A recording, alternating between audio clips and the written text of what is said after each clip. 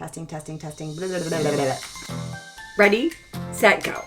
It's time for the Coach Amy and Coach Liz show. A podcast for endurance athletes by two athletes, two coaches, and a physical therapist. We are your hosts, Coach Amy And Coach Liz. coming to you from Kansas City. Today we're going to talk about ankle flexibility and its contribution to our kick or its impact on our kick. But before we do so, yesterday when you were visiting me in the clinic for your foot, we were on this step. We were doing some like jump offs, jump off to single leg. And you mentioned something from your past, which cracked me up. Oh, anybody who knows me is going to be like, What? what the shit? No way. I did used to teach step aerobics. How long ago was that? It is Back not, when step aerobics was a thing. it has been How many decades? a minute. It's been some time. This is not, I don't currently participate in step aerobics. And it will It's had a comeback. Oh, no, it's great. It's great. It's just, I just don't at this point. I just haven't done it for a long time. And it will surprise no one that sometimes when I was teaching, I would miss the step. And so I would be instructing and I'd miss the step. My God. I would fall right on my ass in front of the whole class. And I feel like at some point they just got used to it and kept going. And I was like... Like, never mind me. Where were you teaching it? So I worked at a summer camp for years, and so I was like every summer would go and teach like the aerobics class, and I'm thinking back Like a Dirty Dancing camp? Like that gosh, from the no. movie Dirty Dancing? No.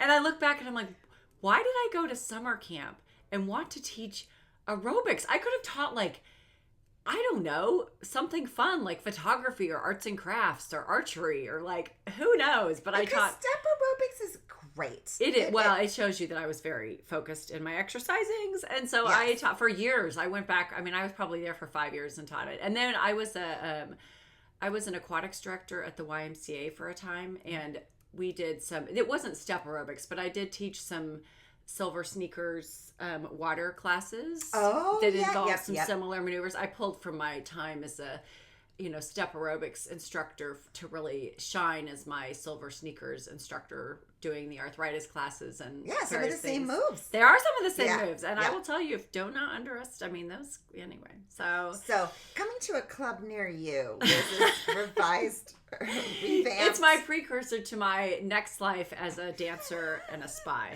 Oh, that's right. See, it all works in. Warming up, baby. Okay, so tell us about ankle flexibility or mobility, and how that impacts our kick. Yeah, so the freestyle kick for swimming, and this is a pretty big deal for people, because especially, well, at least since I work primarily with adults now, like kids, I really never saw this as a problem. I actually didn't know it was an issue until I started working with adults. But a lot of us have quite stiff ankles, and there's a couple things that limit the point. One is actually like the joint mobility itself. It just won't point. And then there's also the issue that people have. Maybe they can get it into a point, but it creates a lot of cramping in the foot and the calf, which are two different issues, right? You can address the cramping and strengthening and doing a lot of work around being able to do that. The joint mobility part is much more difficult, I've found. Yeah, you need PT to help you with that. You do. Yeah. But so the reason that the point is important is it finishes your kick. So I'm just going to back up for a second and say two things. One, imagine if you were watching somebody pitch or you were watching a tennis player and they did not have the ability to like move their ankles much past the 90 degrees that they're normally in when you're standing. And imagine how that would affect like it all the way up the chain. It's like that being able to point that toe, finish it completes the movement and it completes the ability to produce the power in your hips. And you're talking about pointing the whole foot, pointing not the just whole the toe. foot. Yes, pointing the whole foot through the ankle. Yeah. and if you do not believe me, or if you're having a hard time visualizing that, go in and do a freestyle kick with your feet flexed.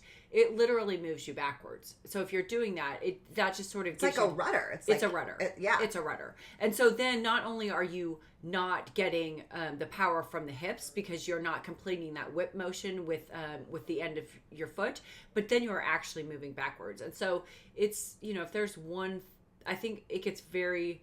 That, in addition to like forgetting to load your kick from behind and using your glutes and your hamstrings, are the two of the biggest things that I think impede people's ability to kick and produce power. And so that's something to look at. Are you able to point your toe?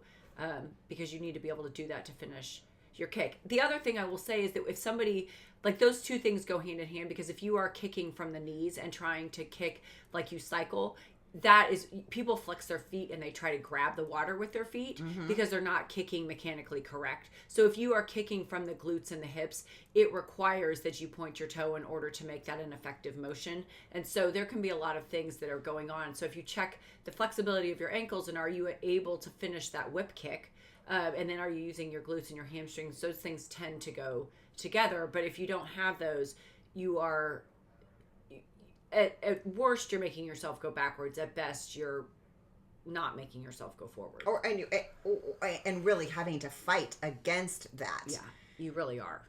Yeah. So, and the kick is much more complicated and difficult than the triathlon community really wants to address. I mean, we think the kick doesn't really matter, but it's really critical if you want to get to a point where you're creating good forward propulsion with your stroke. So, yeah. Well, and I think and we can edit this out if I say the wrong thing, but my understanding was that in that sort of longer distance sort of swim, again, we're working on we're efficiency, not necessarily like super fast kick like a sprint. Correct. And so we want that it's not all about the kick there. The kick is good, but in order for it to be efficient, it needs to be done well. It does, and it's not about the kick in the same way that you think about it being about the kick for like something like a sprint distance, but it is much more about the kick. Like if you don't have swimming, the kick in for triathlon isn't going to make your stroke, but it will break your stroke, right? And so that kick, and really for distance swimmers, if you look at the way they are, like they're doing what's called a 2-beat kick, so it's like 2 kicks per arm cycle. And that makes you have such a limited amount of opportunity to create that propulsion from not just the kick, but from those hips and that torque. And so if you are not pointing that toe correctly, then you are really impeding your ability to create that power from your hips and your arms. Okay. And do you think it would be helpful for us to show maybe in the show notes or something what flexibility should, be in, like we could have a drawing or something? Yeah, because I'll put some videos of what a kick looks like with like a normal, what ankle flexibility and what a normal kick looks like in the show notes. Yeah, because it's kind of hard to visualize. It's very hard. It's very hard. So but if one thing that will drive the point home is go in and try to kick with your feet flexed. So you may not be able to see what your pointed toes are doing, but you will certainly see what they're not doing when you're kicking. And flexed. What she means by your foot flexed, because if you're in anatomy, it's plantar flexion is the pointing of the foot and ankle. So I just want to clear up that confusion. So what she's talking about is dorsiflexion, or if you're standing and you like how your ankle sits when you're standing, that 90 degrees. She's saying go in the water and keep your foot at that angle and try to kick and see what happens to your stroke. But we'll include videos. I think that'll be super helpful. Yeah. Thanks so much for listening. And remember, we are in this together. Until next time.